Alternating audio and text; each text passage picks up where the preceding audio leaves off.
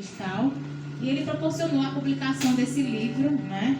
O Marcos é um artista, um escritor, nasceu em Fortaleza em 1986, é escritor de romance contemporâneo, já escreveu alguns livros, né? Esse é o primeiro que ele está lançando oficialmente, mas já tem outros mais que ele já escreveu e a gente pode encontrar depois nas redes sociais dele, em contato com ele. Né? Ele escreveu também o livro O Baú de Shiloh, e também escreveu um livro infanto-juvenil intitulado Rotulândia, além de crônicas e materiais para a coluna, desabafo e discussões de revista entre poetas e poesias. E ele tem aí um trabalho maravilhoso que a gente vai agora conversar um pouquinho com ele, para poder conhecer um pouquinho mais e o que ele faz. Por favor, Marcos, fale um pouquinho sobre você, sobre o seu trabalho, sobre o que você faz, para a gente poder te conhecer um pouco mais. Boa noite. Muito obrigado pela presença de todos. E assim, na verdade, assim, eu escrevo desde criança, porque tem uma diferença, né, entre você escrever e você publicar. Então, a escrita, ela sempre esteve muito na minha vida. Só que eu não tive assim eu não sei se eu não abracei alguma oportunidade que já tive, ou se é porque o tempo certo era esse, mas as circunstâncias fizeram com que em 2018 eu tivesse a vontade, né, reunisse tudo que eu já fazia de escrever, sem intenção de hoje estar aqui, né, lançando um livro. Eu já tive outros trabalhos antes, assim, de teatro, já fiz outras coisas, e tudo, assim, era muito incerto em relação à arte, né?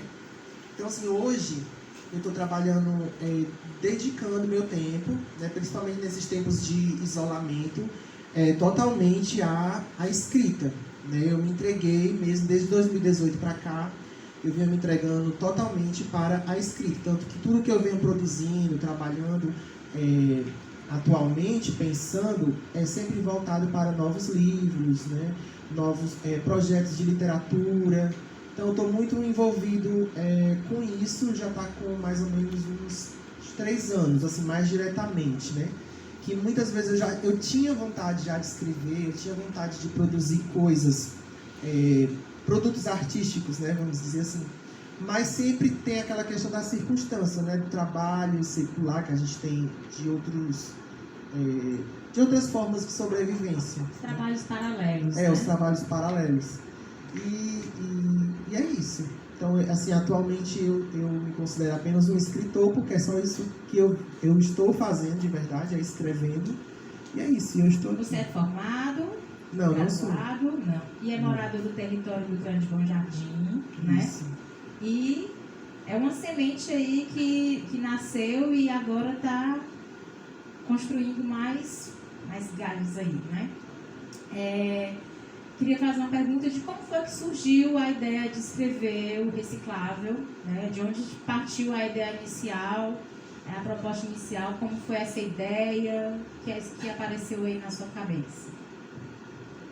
Olha, em 2018 eu fazia dramaturgia no Centro Cultural do Bom Jardim, era teatro, né? E a dramaturgia era uma das aulas, né, que tinha dentro do teatro, inseridas no teatro, a dramaturgia. E daí surgiu a ideia de escrever o Reciclável quando eu construí peças teatrais e eu vi essas peças teatrais sendo apresentadas, né, ganhando vida.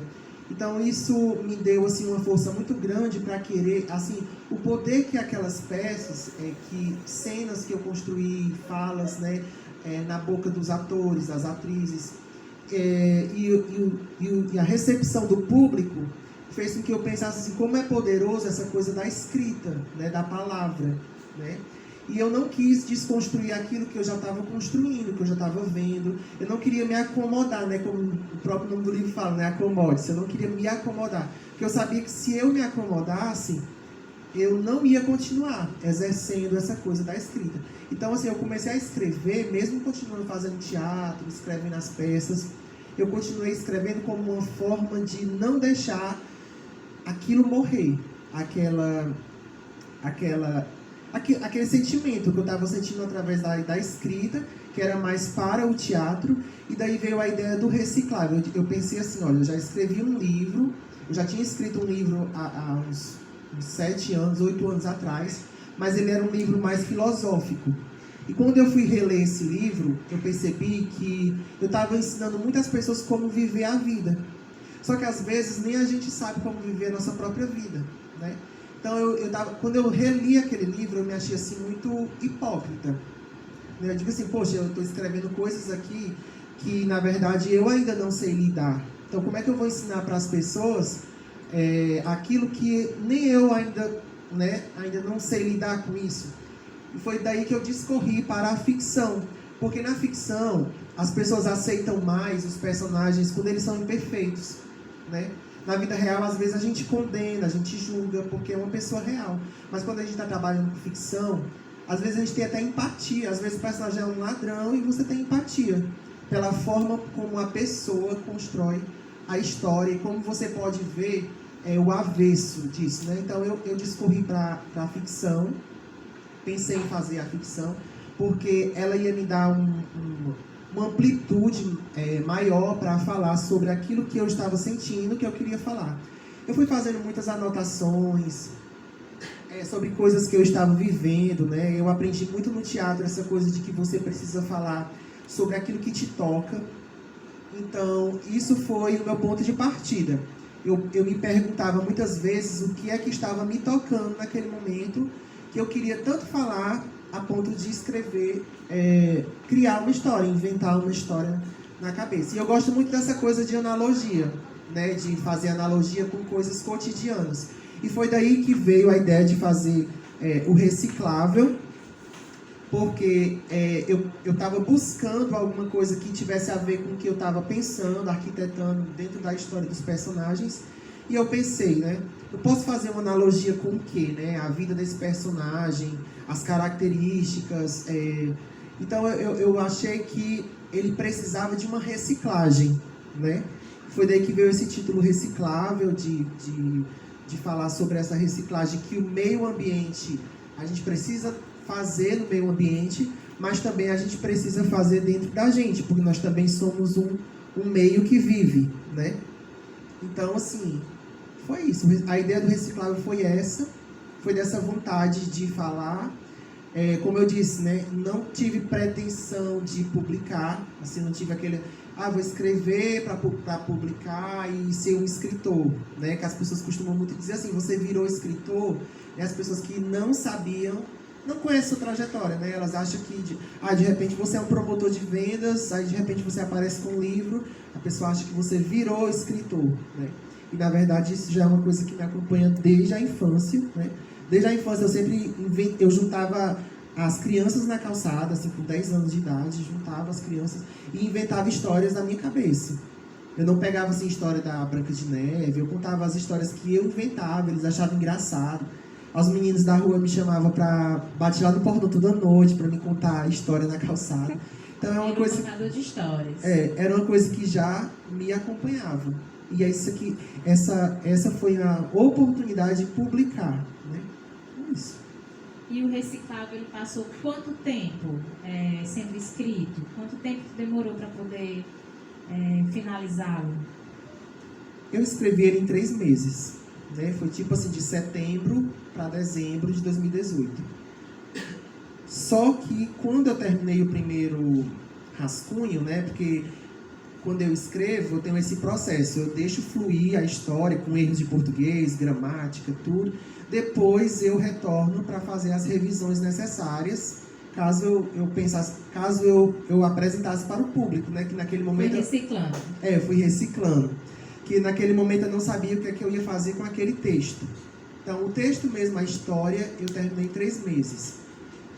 Aí depois eu fiz uma revisão, eu escrevi ele num concurso, né, do Sesc de Literatura, apesar de achar que ele não se encaixa, porque o Sesc ele é muito erudito, né, um curso assim, um concurso, né, muito concorrido, tem que ter muita bagagem, né, para poder escrever um livro para concorrer no Sesc.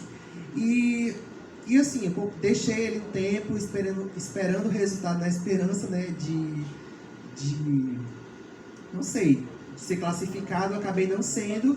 E daí, quando eu não fui, né, quando saiu o resultado que eu não fui classificado, eu disse, não, então eu vou trabalhar de outra forma.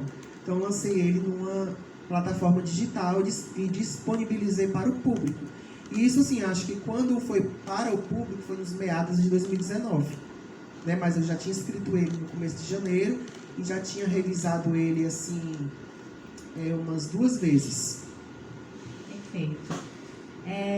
Quais foram os maiores desafios que tu encontrou no processo de escrita do Reciclável, né? E também dessa identificação, dessa reinvenção? Como foi os desafios que foram encontrados? Como foi que tu driblou essas situações? Olha, eu acho que o desafio é a inexperiência. Né? Você está fazendo um texto. Eu sempre gostei muito de língua portuguesa, inclusive eu estava dando aula de língua portuguesa numa instituição. Mas o livro é outra coisa. Né? O livro ele exige coerência, coesão. Né? Você não pode dizer lá no começo da história que o personagem ligou a TV e lá no meio da história dizer que ele não tinha TV. Né? Porque o público vai dizer, ele tem TV ou não tem?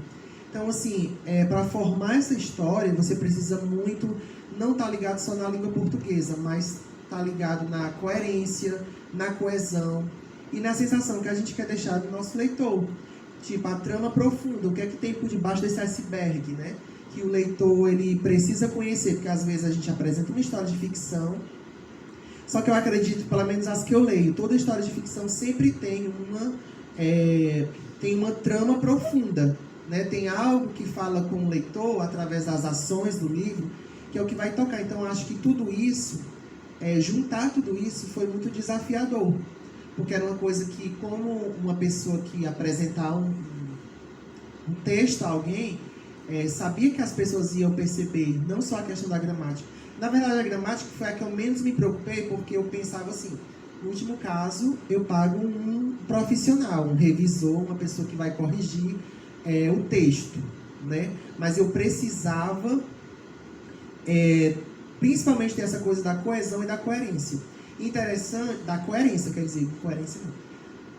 Interessante que ao mesmo tempo que eu comecei a escrever, eu me disciplinei a estudar a escrita, né? Eu estava escrevendo um livro e estudando escrita ao mesmo tempo. Foi uma disciplina pessoal. No YouTube, paguei cursos online de escritas.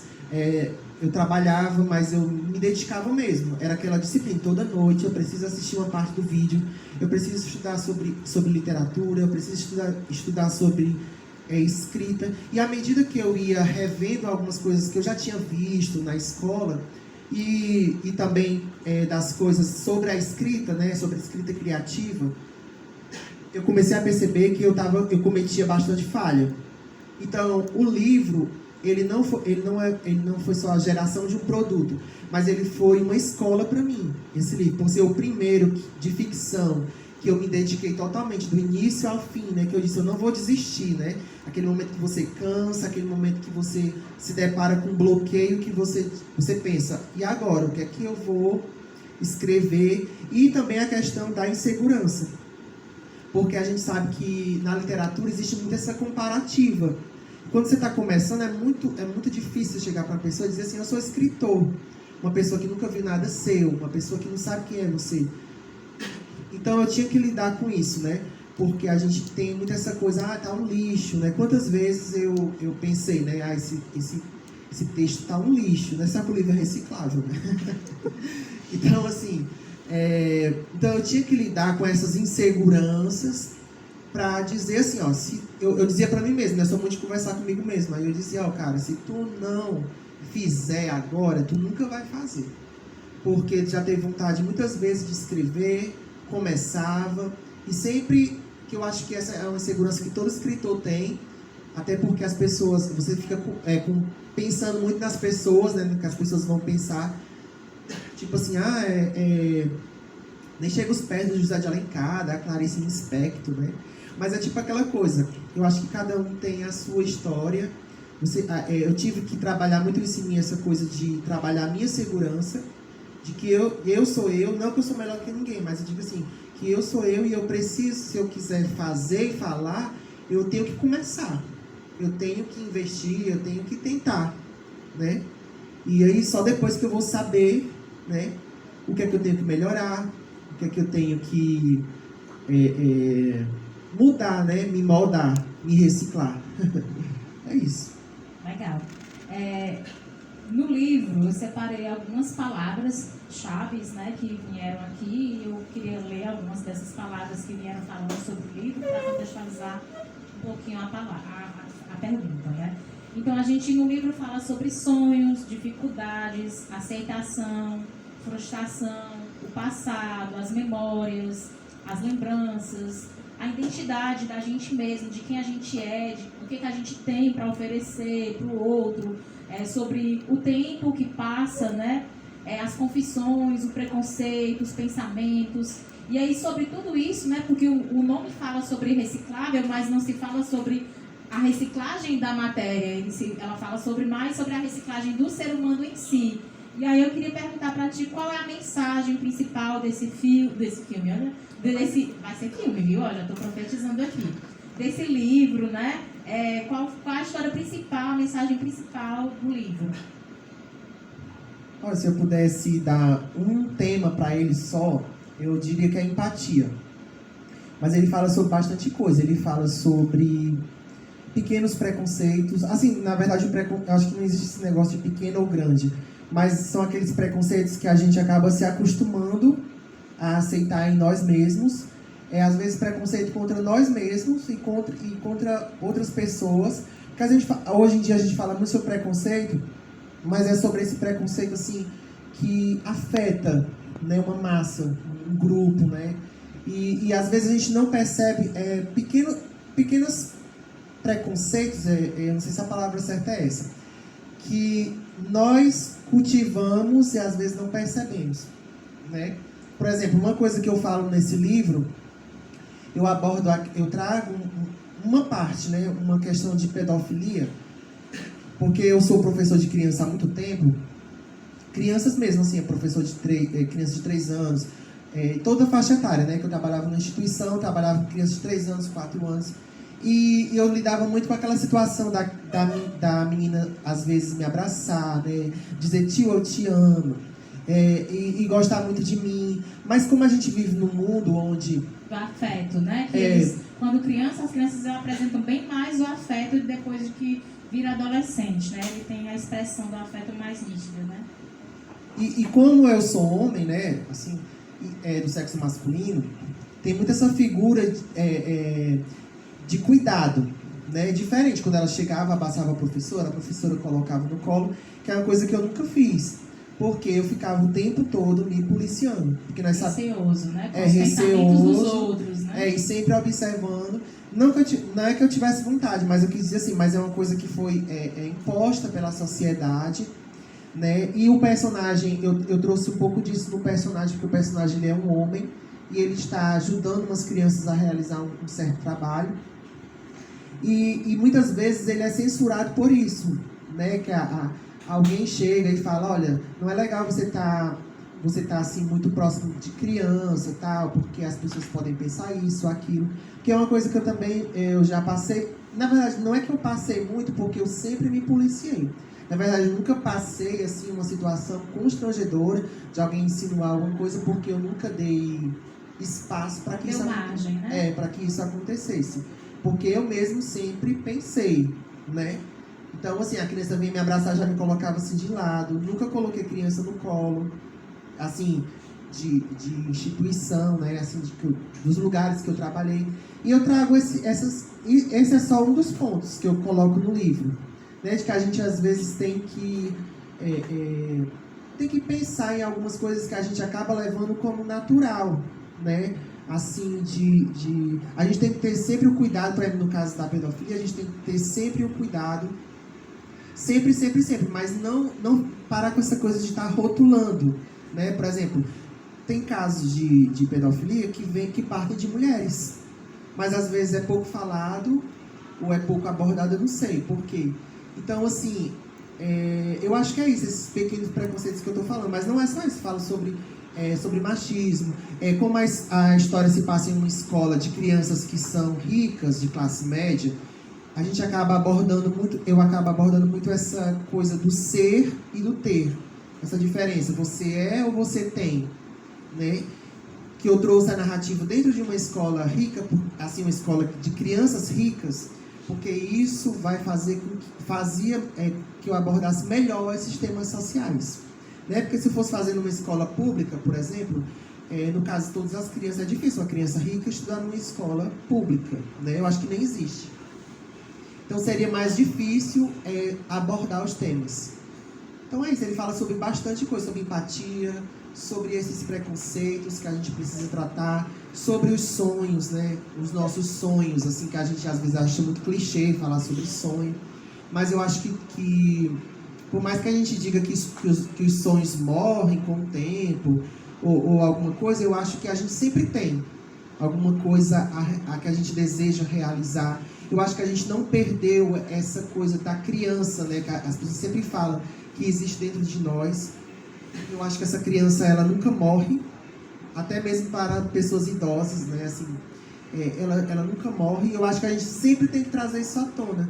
E eu quis muito, o meu sentimento era muito esse, trazer essa criança à tona, né? Trazer esse personagem para um lugar onde ele esqueceu por causa de um monte de entulho que foi soterrando a vida dele no decorrer dos anos. Então, acho que é isso. Certo. Eu queria que você falasse um pouco sobre o personagem principal, que é o João, né? Que foi uma criança e depois voltou a essa escola como adulto, como profissional, né? Se descobrindo profissional, né? Tendo essa relação mais próxima com as crianças e como é essa relação que ele teve com essas crianças. Queria que falasse um pouco sobre o João e sobre as crianças que ele se relacionou, esse processo de fortalecimento, de aproximação, de identificação também dessas crianças, de como agir, de como poder dar suporte a elas, orientá-las. Quando eu estava arquitetando a história, eu ia fazer um professor como protagonista. Só que eu achei muito clichê, porque eu acho que tem muita história que tem essa relação professor com aluno. Então eu disse, não, eu preciso fazer algo que me desafie. Não uma coisa que parece mais pro lado fácil. E aí eu coloquei o porteiro. Né? Eu coloquei o porteiro, que é o João Victor, que é esse protagonista. Que ele é um personagem de 35 anos, que ele retorna à cidade natal dele, por algumas circunstâncias que tem no livro. E ele acaba conseguindo um emprego, ele está desempregado, ele acaba conseguindo um emprego na escola que ele estudou quando era criança. Para ele era normal, né? Assim, eu gosto muito de abordar o cotidiano, eu não gosto muito assim de levar para o lado da fantasia. Então sempre as minhas histórias elas são muito cotidianas. Daí você vai encontrar um dia a dia de uma pessoa. Então assim, eu trouxe o João Victor para trabalhar nessa escola que ele estudou. Ele achou que era só mais um emprego, uma função normal como ele sempre vinha trabalhando. Mas ele acaba, esse retorno a essa escola acaba remetendo ele a lembranças do passado. Ele vai, ele vai entrar na sala que ele estudou, ele vai lembrar quem eram os melhores amigos dele. A história também fala sobre bullying, eu esqueci de dizer. Ela fala muito sobre o bullying, né? E quando na fase adulta, que ele vai muito para a parte da questão do assédio, que o bullying é um assédio, né? Mas só que na infância a gente chama mais de bullying, que às vezes a vítima não sabe se defender. Que foi o caso do João Victor, né? Que ele na infância sofreu bullying, porque ele estudava nessa escola de gente rica, mas é porque ele tinha conseguido uma bolsa, né? E no cotidiano dele ele era uma criança pobre, e as outras crianças eram ricas. Então, assim, tinha muito essa coisa do bullying. Eu falo muito sobre essa coisa do bullying no João, esse retorno. E também trago algumas coisas lúdicas, né? O João vai acabar reencontrando algumas pessoas do passado dele. E nesse reencontro com esses personagens, vai trazer um pouco dessa coisa do que o tempo faz com a gente. Às vezes o tempo melhora, às vezes o tempo piora, né? Quem foi esse adulto que aquelas crianças que ele conheceu na infância se tornaram? Claro que ele não encontra todos, porque senão ia ficar muito, né, muito complexo. Mas ele encontra alguns personagens que são fundamentais na infância dele e acaba algumas coisas revivendo algumas histórias. E o João Victor é esse cara, ele é muito frustrado com a vida, ele sofreu bastante coisa. Eu vou falar sobre a vida amorosa dele no livro, eu vou falar o que foi que aconteceu com os pais dele, porque é que ele chegou ali naquela escola, né? Vou tratar a questão do que aconteceu da infância até o momento que ele está trabalhando ali de forma assim, cortada, né, dentro do livro. Conta tudo não. Não vou contar tudo não. Se eu estiver dando spoiler, vocês me avisam. Aí, acontece isso, né? A história é basicamente isso. É um personagem que volta para o passado, só que de uma forma realista, né? Não daquela forma da máquina do tempo, que ele vai voltar. Eu quis trazer muito essa coisa assim, realista, né, dentro da história. Então é isso, esse personagem ele vai ter que... esse reencontro vai fazer com que ele tome uma decisão, se ele vai se acomodar no que ele viveu, ou se ele vai escolher se reciclar. Ou se ele consegue reciclar tudo, ou se ele vai permanecer acomodado em algumas coisas, que é o subtítulo do livro, né? Acomode-se ou recicle-se. Que é uma escolha que ele tem que fazer, que é uma escolha que o leitor, eu acho que ele vai refletir, que apesar de não ser um livro de autoajuda, ele traz bastante reflexões em diálogos, né? Do João Victor com as crianças. Eu trago muita fala da criança na fala de uma criança mesmo, né? Porque a criança tem que falar como criança. Eu tento respeitar como é que uma criança falaria, mas também tem um convívio com a relação com adultos, né? Então, assim, é isso. Ele fala sobre essa questão de se você pudesse voltar ao passado, né? Mas só que de uma maneira realista. Ele convive com os adultos que ele conviveu quando ele era criança na escola, né? E aí ele tem essa percepção da mudança, né? Você acredita que essa reciclagem que o ser humano precisa acontece num passe de mágicas? Você acha que as pessoas têm um processo? Como é que é esse processo de reciclagem? E como é que essa mágica acontece na vida das pessoas? De mudar? Olha, é difícil responder essa pergunta assim, porque eu não sou mágico, né? Pra saber, mas eu queria convidar alguém que acho que pode responder melhor do que eu, né? O mágico Jeff. Olha o mágico Jeff, por favor. Para responder essa pergunta para mim. Vem cá. Passando, entrei.